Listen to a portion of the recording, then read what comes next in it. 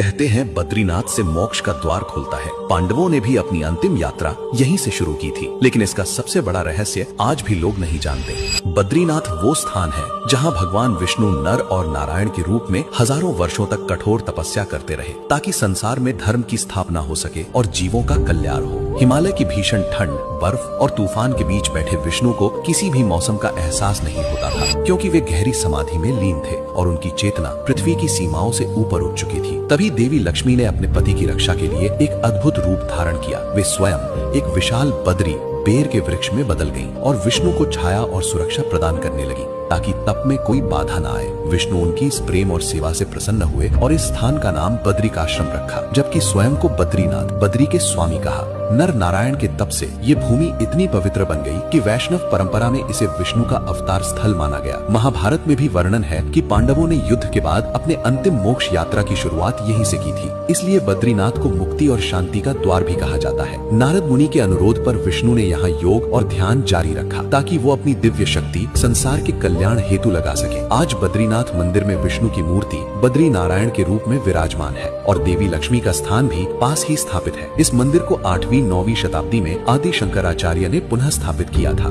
जिसके बाद ये स्थान भारत के सबसे पवित्र और प्राचीन वैष्णव तीर्थों में से एक माना जाता है। तो कमेंट में जरूर लिखना, जय श्री हरि विष्णु।